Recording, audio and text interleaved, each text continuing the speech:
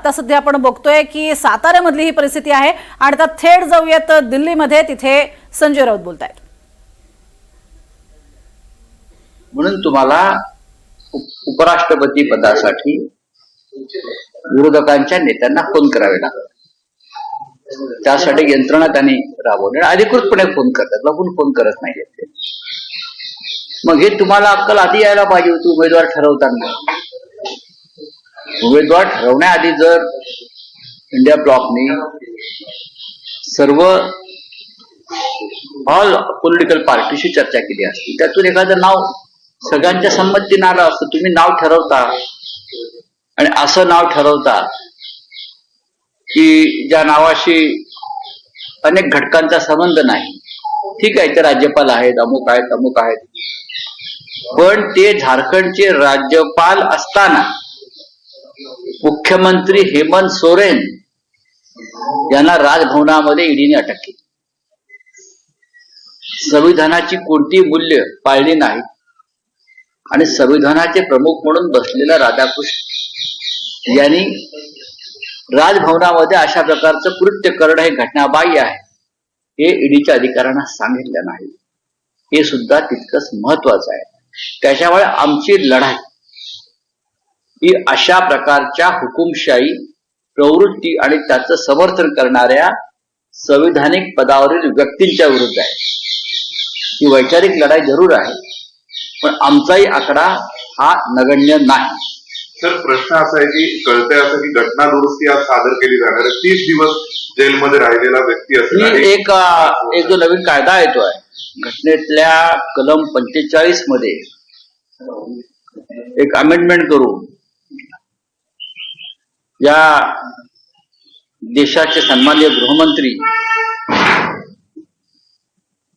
नरेंद्र मोदी हे जर एखाद्याला अटक केली मुख्यमंत्री मंत्री असताना, तर त्याला 30 दिवसांच्या पदाचा राजीनामा द्यावा।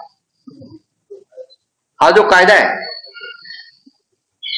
हा विरोधी पक्षाच्या सरकारांना टेरराईज करण्यासाठी, त्यांच्यात दहशत निर्माण करण्यासाठी आणलेला कायदा आहे। लक्षात घ्या, तुमच्या सरकारचे मुख्यमंत्री काय धुतल्या तांदळासारखे आहेत, मंत्री धुतल्या तांदळासारखे आहेत। महाराष्ट्रामधलेच मंत्री आणि आधीचे मुख्यमंत्री घ्या, ते रोज तुरुंगात जायला पाहिजे आणि त्यांना रोज बरखास्त केलं पाहिजे। अमित शहा, संजय शिरसाट, एकनाथ शिंदे, संजय राठोड, गिरीश महाजन असे जे मंत्री आहेत, त्यांच्यावरती कारवाई करून त्यांना तुरुंगात टाकून त्यांना बरखास्त करणार आहेत का? नाही। असा आमच्या मुख्यमंत्र्यांवरती भयंकर गुन्हे आहेत। अनेक खासदार आज राज्यसभेत, लोकसभेत विरोधी पक्षातून घेतले, त्यांच्यावरती गुन्हे आहेत। पण हा कायदा आणलेला आहे विरोधी पक्षाच्या सरकारमधले मंत्री आणि मुख्यमंत्र्यांना घाबरवण्यासाठी। राहुल गांधी यांनी निवडणूक आयोगाविरुद्ध जो वणवा पेटवलेला मतचोरी संदर्भात, त्याच्यामुळे त्यांना आता मतचोरी करून निवडणुका जिंकता येणार नाही। अशा परिस्थितीत राज्यामध्ये अनेक सरकारे विरोधी पक्षाची येतील, ती सरकार पूर्ण पक्षांतर करून भाजपमध्ये आणता यावी म्हणून हा कायदा मुख्यमंत्र्यांना अटक करतो, नंतर संपूर्ण सरकारसह भाजपमध्ये यासाठी आणलेला हा कायदा आहे। हा हुकुमशाहीचं शेवटचं शिखर आहे। पंतप्रधानांना सुद्धा यात सामील करून घेतलंय की पंतप्रधानांना पण पदावरून हटवता येईल, पण पंतप्रधान त्या भाजपचे पंतप्रधानांना हटवता येईल हा देखावा आहे। हटवा। प्रधानमंत्र्यावरती हा देश लुटल्याचा आरोप आहे। आपल्या लाडक्या मित्राला तरी ज्या पद्धतीने हा देश लुटू दिलेला आहे, हा आरोप आहे। त्यांचा गुन्हा दाखल करावा अमित शहाने आणि अटक करावी। या कायद्याच्या बकवास गोष्टी आम्हाला सांगू नये। हे कायदे कशा करता आणले जात आहेत आणि कायद्याचं आणताना त्यांचं भाष्य काय आहे, तर राजकारणामध्ये साधन सुचिता आणि नैतिकता राहावी म्हणून हा कायदा आणण्याचे त्यांनी भाष्य केलेलं आहे। गेल्या 10 वर्षामध्ये राजकारणामध्ये साधन सुचिता आणि नैतिकता ह्या लोकांनी ठेवली आहे का? हे मोदी, शहा आणि देवेंद्र फडणवीस यांनी सांगावं। ज्या महाराष्ट्र सरकारमध्ये एकनाथ शिंदे, संजय शिरसाट सारखे मंत्री आहेत, त्या कोणत्या नैतिकतेच्या गोष्टी करतायत? काल 50,000 कोटीचा भूखंड घोटाळ्याचा आरोप पुराव्यासह मी केला. काल एका बैठकीमध्ये आमच्या कन्सल्टेटिव्ह कमिटीचा अमित शहा माझ्या बरोबर होते. मी स्वतः अमित शहाकडे हे परत कागद दिलेत का हे पण सांगतो. काल प्रत्यक्ष भेटून अमित शहाना मी 50,000 कोटीच्या घोटाळ्याचे कागद सुपूर्द केलेले आहेत आणि त्यांच्याशी माझा या विषयावरती माझी थोडी चर्चाही झाली. काय करणार आहात सांगा मला. तुम्ही आम्हाला घाबरवण्यासाठी, विरोधी पक्षाच्या लोकांना घाबरवण्यासाठी महाराष्ट्रामध्ये जनसुरक्षा कायदा आणला आणि केंद्रामध्ये अमित शहाने आमची सरकार पाडण्यासाठी हा दुसरा कायदा आणला. याशिवाय या कायद्यात आहे काय? कुठली नैतिकता आणि कुठली साधन सूचिता? ते संयुक्त संसदीय समितीकडे पाठवायचा विचार करतात काही सर? त्यांनी कुठे पाठवू द्या. अमित शहा नेमकं काय म्हणाले तुम्हाला काय म्हटलं नाही आम्ही चौकशी वगैरे करतो. काही आश्वासन वगैरे दिलं का तुम्हाला? मी 5 दिवसांमध्ये त्यांना भेटले पाहू. साहेब बेस्टच्या निवडणुकीमध्ये दोन्ही ठाकरे बंधूंनी बघा माझ्याकडे याविषयी माहिती नाही. मी परत मगाशी हे उत्तर दिलं कारण मी या विषयात फार लक्ष दिलं नाही. या पदपेढ्यांच्या निवडणुका या बेसिकली ज्या ट्रेड युनियन्स असतात त्यांची ताकद काय याच्यावरती असतात. माझ्याकडे पूर्ण माहिती नाही काय झालंय. भारतीय जनता पक्ष म्हणतोय की ठाकरे ब्रँड फेल ठरला. ठाकरे ब्रँड कधीच फेल होणार. मी जोपर्यंत माझ्याकडे या विषयावर पूर्ण माहिती येत नाही काय झाले आणि निवडणुकीत कशा प्रकारचे निकाल लागले तोपर्यंत मी या विषयावर बोलणार नाही. पदपिढीची निवडणूक म्हणजे काय परीक्षा नाही. ही चाचणी परीक्षा सुद्धा नाही. लोक एकत्र आले निवडणुका लढले असतील. ज्या युनियनचे जास्त सदस्य असतात बरं का तिथे बऱ्याच काळापासून शरदराव यांची हे आहे आणि शरदराव यांचं बहुमत महानगरपालिकेच्या त्या युनियन मध्ये असल्याची माझी माहिती आहे. मला माहिती आहे. त्याच्यामुळे त्यांना यश मिळण्याची शक्यता जास्त. या निवडणुका पक्षीय बलावर लढल्या जात नाही.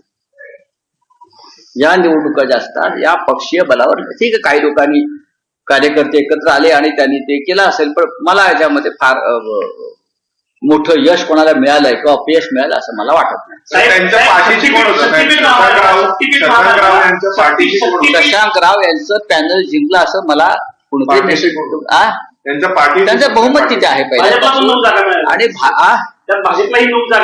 मला खरोखर माहिती. तुम्ही जो प्रश्न मला दिल्लीमध्ये विचारताय हा प्रश्न मुंबईतल्या आमच्या लोकांना ज्यांनी निवडणूक लढवली त्यांना विचारायला हवा. माझ्याकडे तुम्ही एका बाजूला अमित शहाचे प्रश्न विचारताय दुसऱ्या बाजूला बीएसटीच्या पतपिढीचे प्रश्न विचारताय. शक्तीपीठ महामार्गाला महाविकास आघाडीचा विरोध बघायला मिळतो. बंटी पाटील असतील किंवा इतर सगळे तुमचे नेते ते विरोध करतात. मात्र असं असताना नितीन राऊत मुख्यमंत्र्यांना पत्र लिहितात आणि हा महामार्ग झाला पाहिजे असं म्हणतात. काँग्रेसमधील ह्या दोन भूमिका महाविकास मला माहिती. हा माझा विषय बोलले क्या आहे आणि एक त्यांना महाराज करण्याचा प्रयत्न केलाय. काय काय दिसतंय काय काय ज्या पद्धतीने भारतीय जनता पक्षाच्या मुख्यमंत्र्यांच्या जनता दरबारामध्ये घटना घडली. हा कायदा सुव्यवस्थेचा प्रश्न आहे. दिल्लीमध्ये केंद्र सरकारची कायदा आणि सुव्यवस्था आहे. अमित शहा हे या देशाचे गृहमंत्री आहेत. दिल्ली केंद्रशासित प्रदेश आहे. त्यांच्या राज्याचे त्यांच्या पक्षाचे मुख्यमंत्री आहेत आणि केंद्रीय गृहमंत्र्याच्या अधीन हे राज्य असल्यामुळे रेखा गुप्ता यांच्यावरती हल्ला झाला तो खरंच झाला का नाही झाला कशा प्रकारे झाला आणि का केला या संदर्भात देशाचे गृहमंत्रीच उत्तर देऊ शकते. तर काल मुंबईमध्ये ज्या पद्धतीने संपूर्ण पाऊस झाला आणि अख्खी मुंबई ठाणा संपूर्ण बंद झालं. राज्य सरकार देखील हतबल झालं होतं. काय याचं कारण असं आहे काल आमची योगायोगानं जी गृहमंत्र्यांसंदर्भात बैठक होती कन्सल्टेटिव्ह कमिटी त्याचा विषय होता डिझास्टर मॅनेजमेंट. डिझास्टर मॅनेजमेंट विषय होता. देशभरामध्ये जे पूर येत आहेत, लँडस्लायडिंग होत आहे, ढगफुटी होते आहे बरोबर आहे. या संदर्भात सरकारची तयारी काय आहे हे काल आम्ही चर्चेला होतो. गृहमंत्री स्वतः होते, त्यांचे गृहसचिव होते, इतर सगळ्या त्यांच्या संस्थांनी हा प्रश्न उपस्थित केला की आपण मुंबई सारखं शहर पाण्यात गेलेलं आहे. मराठवाड्यामध्ये लष्कर बोलवावं लागलं. इष्टवाडामध्ये 65 लोक लँडस्लायडिंग मध्ये मरण पावले. उत्तराखंड मधल्या धरोलीमध्ये सुद्धा 100च्या आसपास लोक मरण पावलेली आहेत. हे प्रत्येक ठिकाणी होत आहे. तुमची जी यंत्रणा आहे ही अपघात झाल्यावर तिथे जाते.